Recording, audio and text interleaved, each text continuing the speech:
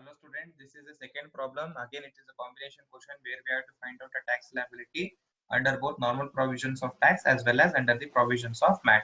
Now, they have again PQR Limited as a resident company earned a profit of 14,25,000 after adjusting the following items to its profit and loss account for the year ended 31 March 2019. So, if they give resident company, non-resident company, you please don't worry until unless if they specify that it is a foreign company, it remains as a domestic company. So whatever tax rate is applicable to domestic company is applicable for this question. Resident company ಅಂತ ಕೊಟ್ಟಿದ ತಕ್ಷಣ foreign ಕಂಪನಿನ domestic company foreign ಕಂಪನಿನ domestic company ಅಂತ confusion ಬೇಡ. Foreign company ಆದ್ರೆ question ಅಲ್ಲಿ ಅವರೇ ಸ್ಪೆಸಿಫಿಕ್ ಆಗಿ ಕೊಟ್ಟಿರ್ತಾರೆ, ಕೊಟ್ಟಿಲ್ಲ ಅಂತಂದ್ರೆ it will be domestic company. Now look at this net profit they have given 14,25,000. First we will discuss how to find out tax liability under normal provisions of law. Normal provisions of tax. We have to find out tax liability under.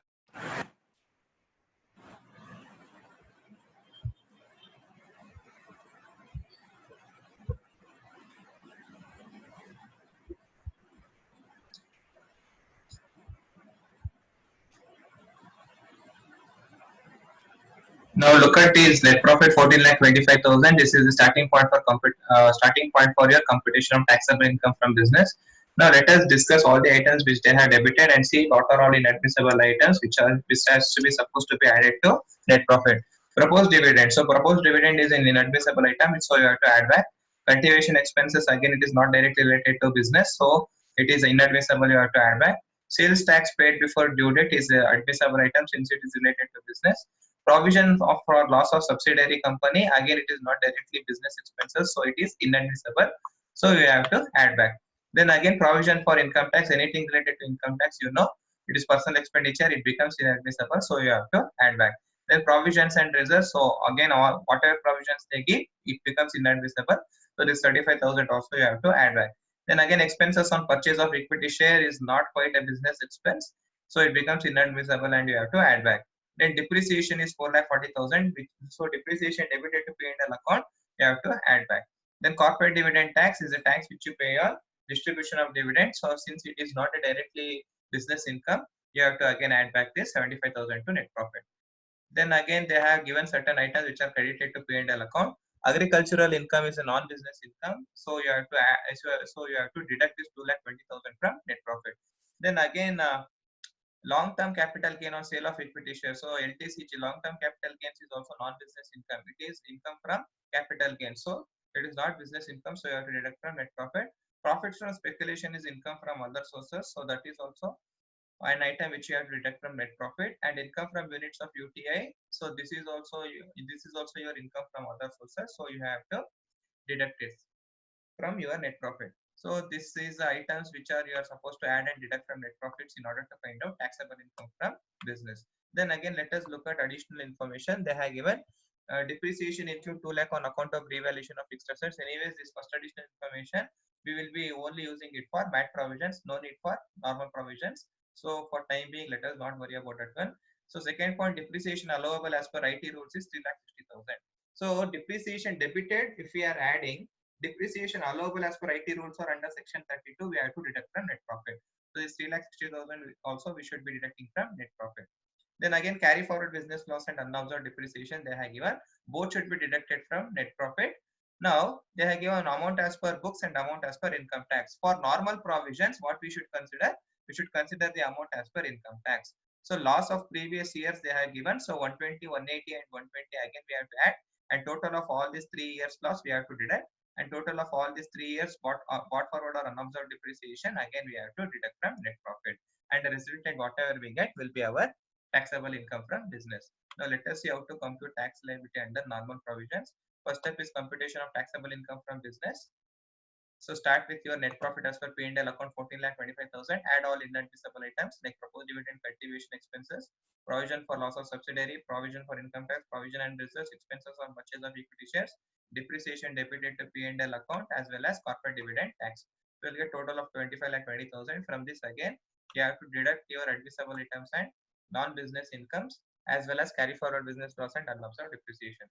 So admissible items like non-business incomes like agricultural income, long-term capital gains, profit from speculation, income from UTI and depreciation, all these items we have to deduct. Then apart from that, we should also deduct the carry forward business loss and unobserved depreciation, which they have given in the question as per income tax. So all the 3 years amount we have to add, and total amount only we have to deduct here directly.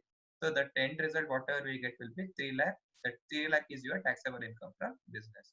Now once you get taxable income from business, what is next step under normal provisions? You have to find out total income. Total income means income from all the heads of income. So you start with income from business, which is 3 lakh rupees as you have computed. Then again add income from capital gains. You have long-term capital gain from sale of equity shares, but under section 1038 it is completely exempt from payment of tax. So there is no need to consider the amount. Then again income from other source, you have profits from speculation and income from units of UTI. Profits from speculation is 1 lakh rupees. Income from units of UTI, again it is completely exempt under section 10. So this will become exempted income, no need to write the amount. Then again gross total income, you add this 3 lakh business income plus income from other sources of 1 lakh rupees, total it will be 4 lakh. Then again you have to see whether there is any deduction, any donation charities made by the company, or whether the company is an industrial undertaking eligible for deduction under section 80 IA, IB or IC. But here the company is not eligible for deduction under section 80 IA, IB or IC. Neither there is no donation of charities, so deductions will be nil here. So whatever gross total income you are getting 4 lakh, the same amount will be your total income. So once you get your total income, again for total income is 4 lakh, that is it is not in excess of 1 crore. So since it is not more than 1 crore, so there is no need for calculating surcharge. So total income, we have to find out tax liability. Starting point will be total income. Tax on total income will be 25%. See here, please don't get confused. Here you have LTCG. LTCG is completely exempt. So there is no need to separately compute tax on LTCG here, because the income is completely exempt. So there is no need to compute LTCG. So directly in this problem, on whatever total income you have, it is a domestic resident company. So 25% of tax rate is applicable. So on this 4 lakh, compute 25% tax rate, it will be 1 lakh. Then again on this 1 lakh, add health and education cess at 4%, it will be 4,000. So total of 1 lakh and 4,000 will be 1 lakh 4,000. So that will be your tax liability under normal provisions of tax. So this is how we find out tax liability under normal provisions. Now let us go back to question and understand how we have to solve the same problem under MAT provisions. So again same thing under MAT provisions, step number 1 is finding out book profit. So for finding out book profit, again you have to start with net profit as per P&L account, which is 14,25,000, and statutory additions you have to add. So let us look at all the items debited to P&L account and see what are the statutory additions we have to add back to net profit. So proposed dividend, again it is a proposed dividend. So anything related to dividend, proposed declared dividend and tax paid on dividend, it is statutory addition. So you have to add back this proposed dividend of 90,000. Cultivation expenses, again it is an expenses on exempted incomes, because cultivation expenses is expense related to agriculture, and agriculture is an exempted income. So expenses on exempted incomes will also be statutory additions you have to add back. Then again sales tax is not considered. Then again provision for loss of subsidiary company is also statutory additions you have to add back to net profit. Then again provision for income tax also again you have to add. Then again provision for reserve, this is not related to statutory additions, no need to worry.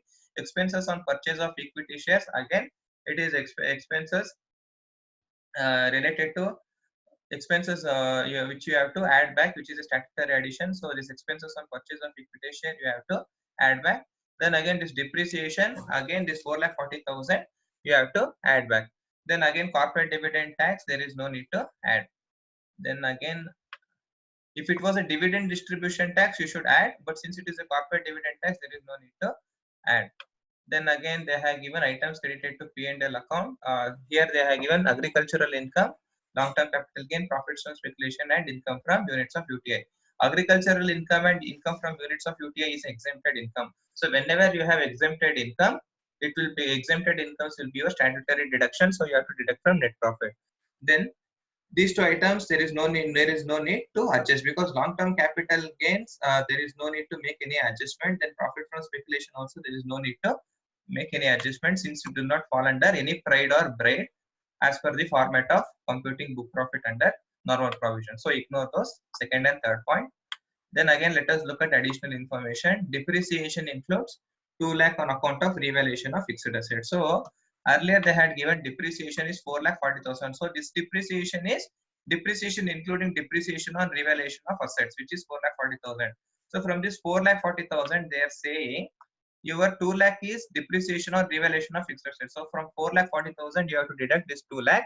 and resultant 2,40,000 is the depreciation excluding the depreciation on revaluation of assets. So the 2,40,000 is what you are supposed to deduct from net profit. Then again, the second point is not required for MAT provision. Third point they are given carry forward and unobserved, carry forward business loss and unobserved depreciation. So for MAT provisions, you have to consider the amount given as per the books of accounts. So loss of all the 3 years and depreciation of all the 3 years you add together. So again, you will get the total of these 3 years. So again, you compare both bought forward business loss of 3 years and depreciation, unobserved depreciation of 3 years. You compare both. Among these two, whichever total is less, that will be the your statutory deductions. Now let us look at how to compute your book profits and compute minimum alternative tax. Start with net profit as per P&L account 14,25,000. Add statutory additions like proposed dividend, cultivation expenses, provision for loss of subsidiary company, provision of income tax expenses on purchase of equity share, depreciation, including depreciation on revaluation of assets, provision and reserves 35,000, and corporate dividend tax of 75,000. So all these items you have to add, and you will get total of 25,20,000. Then again, statutory deletions. There are certain statutory deletions like long-term capital gains on equity shares, which is 4,30,000, which you have to deduct. Then again, exempted incomes like agricultural income and income from units of UTI 50,000. So long-term capital gain, sorry, I told you have to ignore, but long-term capital they are given on long-term capital gain on equity shares. So it will come under section 1038. So all exempted incomes apart from incomes under section 1038 should be again deducted. So here you have to deduct this long-term capital gain of 4,30,000 also. Then again, depreciation excluding depreciation on revaluation of assets, as I told you, 4,40,000 you deduct 2 lakh. So remaining 2,40,000 will be your depreciation excluding depreciation on revaluation of assets. Then again, carry forward business loss and unobserved depreciation. For all the 3 years, you take the total. So your carry forward business loss is coming to 5,50,000 and unobserved depreciation total of all the 3 years is 8,30,000. So among these two, whichever is less, you take, and it will become your statutory deduction. And again, book profit you are getting as 10,30,000. So again, once you get this book profit 10,30,000, since it is not in excess of 1 crore or more than 1 crore, there is no need to calculate surcharge. So again, you find out minimum alternative tax. You start with book profit 10,30,000. MAT you compute at 18.5% on this 10,30,000. You will get as 1,90,550. Then on this tax MAT amount or tax amount of 1,90,550, again you add health and education cess at 4%. It will amount to 7,622. You add this 1,95,550 and 7,622. Your minimum alternative tax payable will be 1,98,172. So therefore, the tax liability will be higher of the following matter tax as per normal provisions. So as per normal provisions, your tax liability is 1,04,000. As per MAT, it is 1,98,172. So among these two, which is higher? Whichever is higher, 1,92,172 is higher. So 1,98,172 will be your tax liability. Sorry, here I have made a mistake. Whichever is higher should be considered. I have taken the lower. You don't please make mistake. So your tax liability will not be 1,04,000. It will be 1,98,172. So hope you have understood this. Thank you.